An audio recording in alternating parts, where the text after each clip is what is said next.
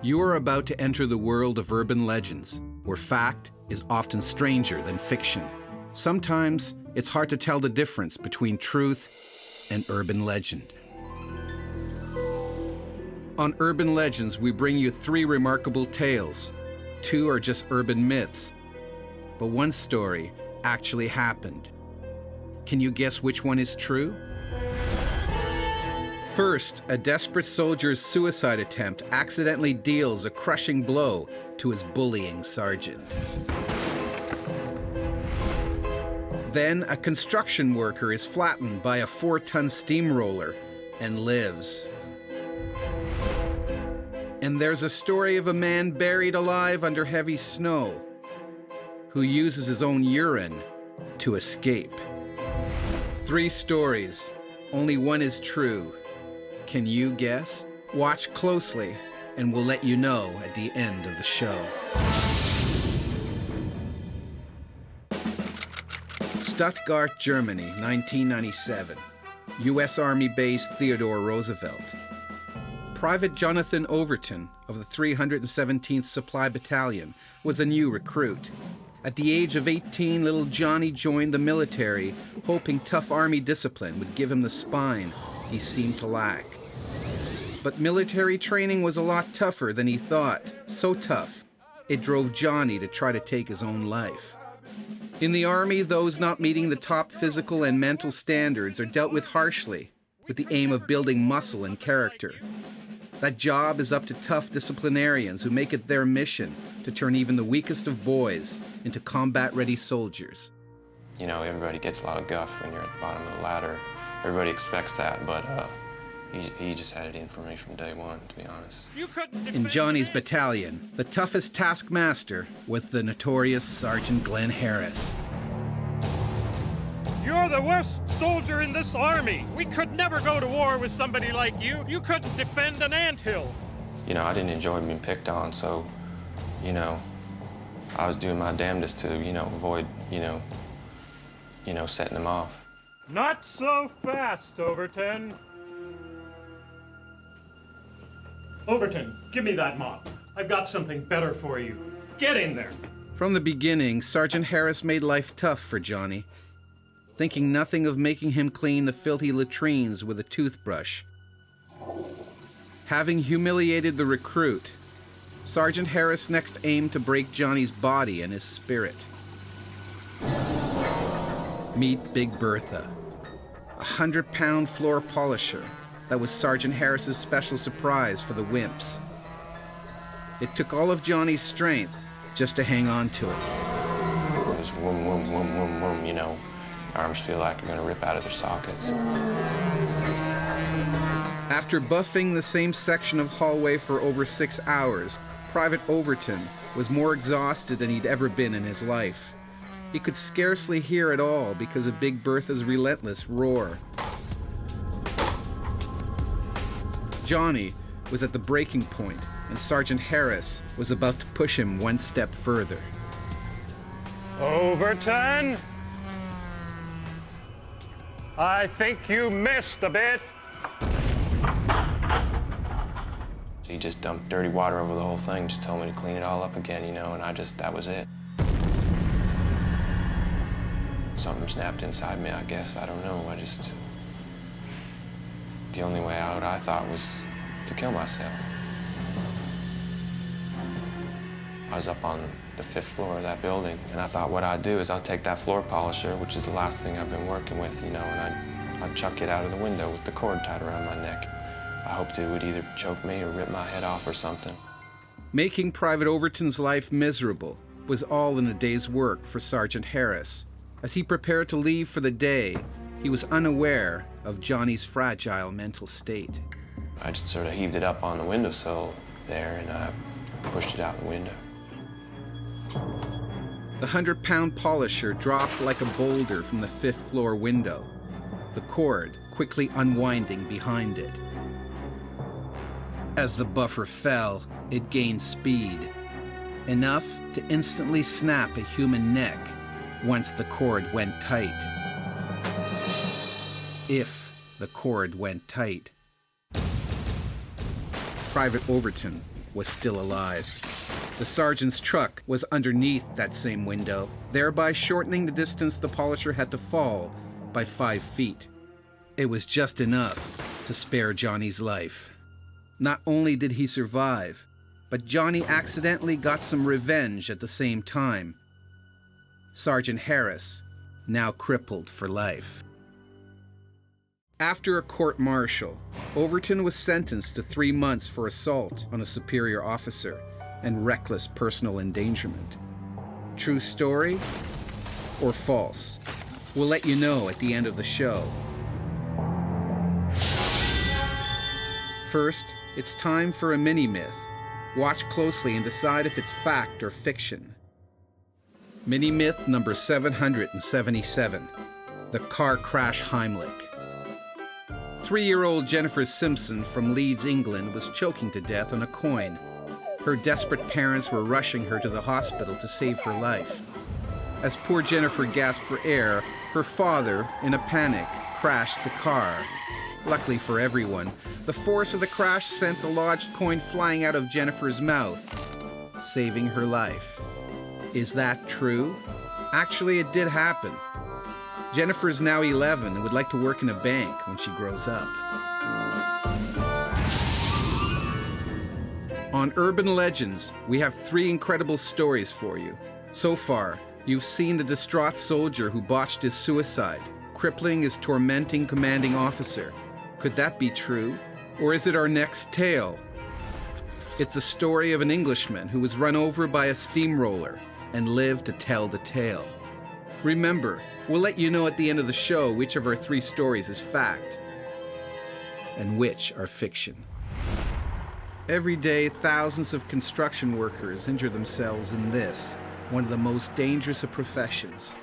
Just a minor slip on a job site, and a worker could find himself in deep trouble. Of course, some machines are more dangerous than others.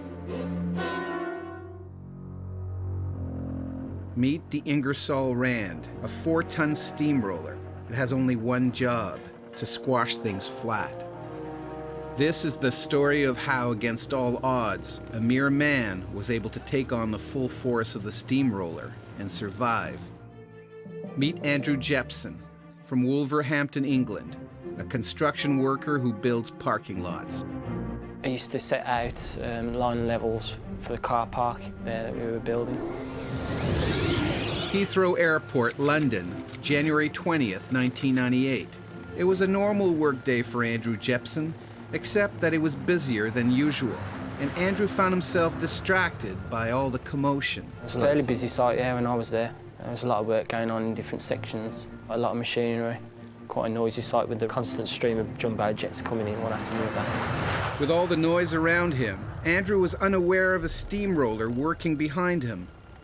He'd been sick, and this was his first day back at work. And my head was like spinning a bit.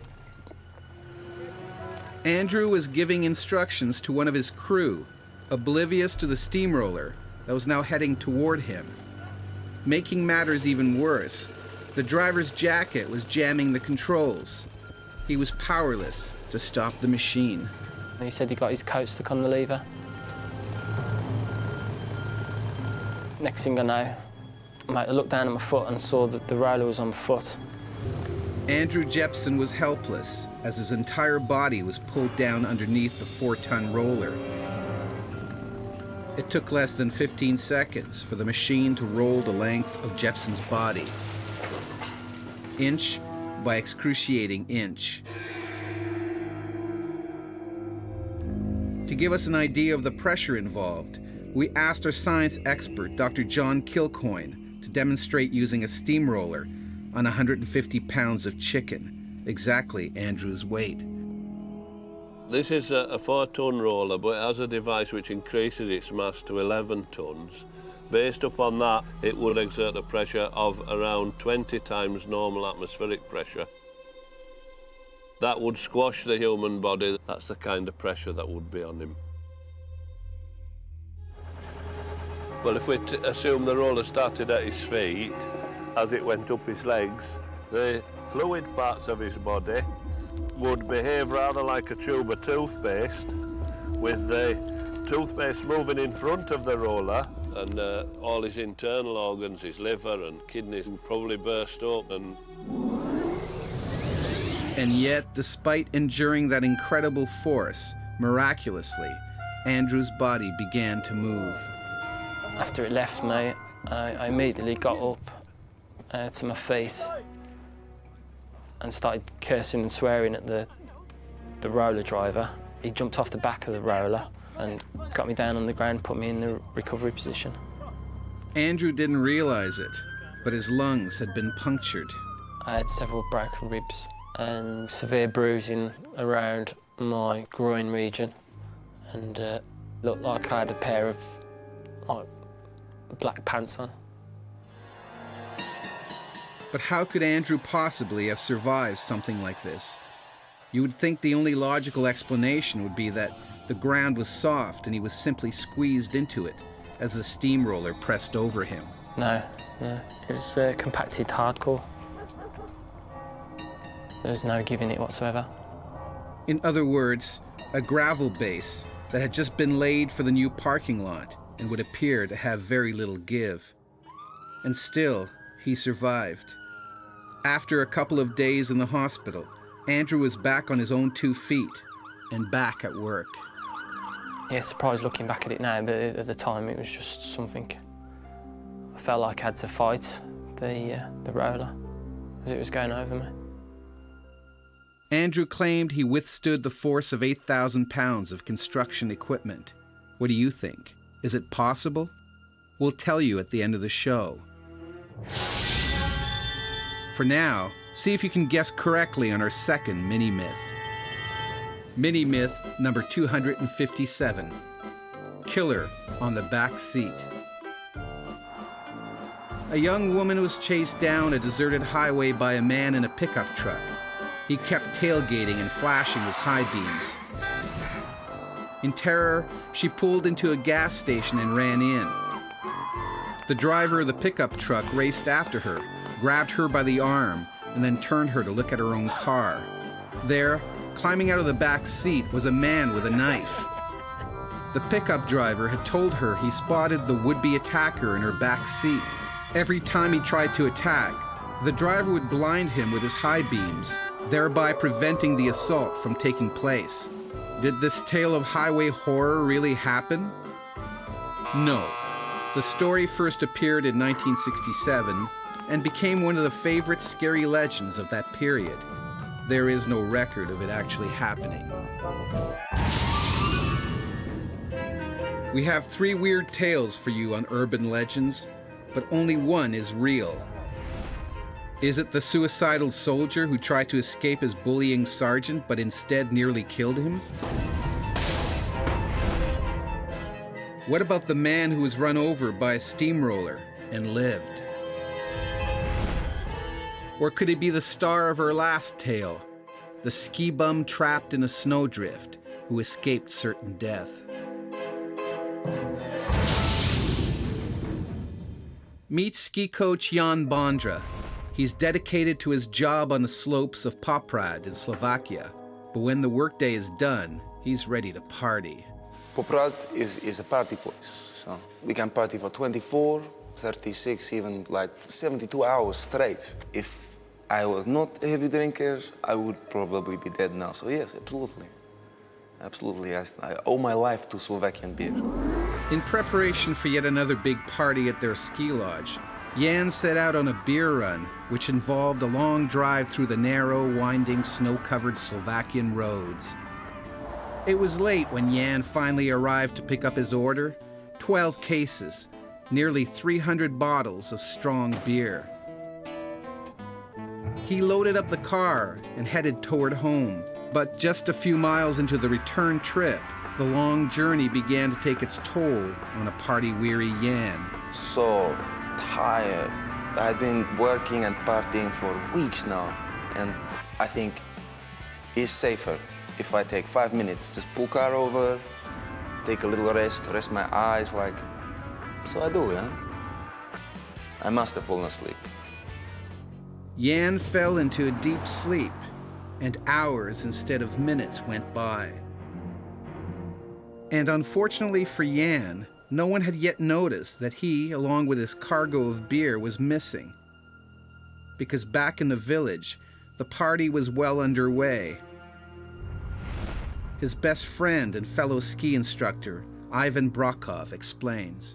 Because when he went, maybe 10 minutes later, somebody else came with a beer. So it was a good night, just except, Jan wasn't here, so. With his friends totally oblivious to his disappearance, Jan was alone and out cold in his car. While he was asleep, nature had cruelly crept up on him. And when I wake up, I open my eyes, everywhere now is white. I open up the window, and then I realize I'm trapped. I'm under like a huge mountain of snow. Jan's car had been buried in a 25-foot snowdrift by the side of the road. The weight of the snow made it impossible to climb out. And with only a limited supply of oxygen, Jan began to realize his life was in danger. I think I have to stay calm, stay relaxed. This is what they teach me when I train to be a ski instructor. Trapped in his car, he decided there was only one way to face his fate. If he was going to go out this way, he was going to have a party, even if it meant drinking alone. He didn't realize it, but Jan's kidneys and bladder were about to play a role in whether he would live or die. Basically, I think if I'm going to die, at least I will die drunk. But by this time, I'm feeling like I have to make pee. I don't really want to make mess in the car. So I figured I will pee out of the window, So I pee out of the window. Resigned to his grim fate, Jan began to relieve himself out of the window of the buried car, trying at least to stay clean and dry. As he did, however, he noticed how quickly the snow melted. I start to have an idea. I think maybe I can get out like this. And so I keep drinking, until I cannot take any more, until my bladder is about to burst. And so then I pee, and then drink more. Jan was using his own urine to melt the snow around him. But is this really possible?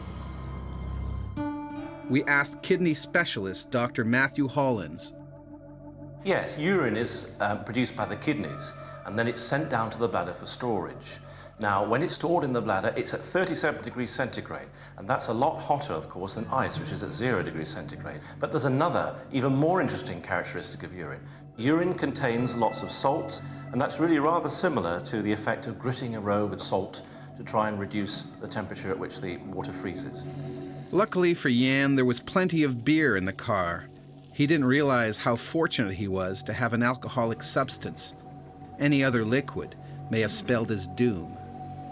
But what's interesting about an alcoholic drink is it's not just the volume that's important, because, for example, if you were having a bottle of water, you would pass a bottle of urine equivalent out within a few minutes. But with alcohol, you've not only got the volume, but you've also got the alcohol itself, which acts as a diuretic and causes yet more excretion of fluid.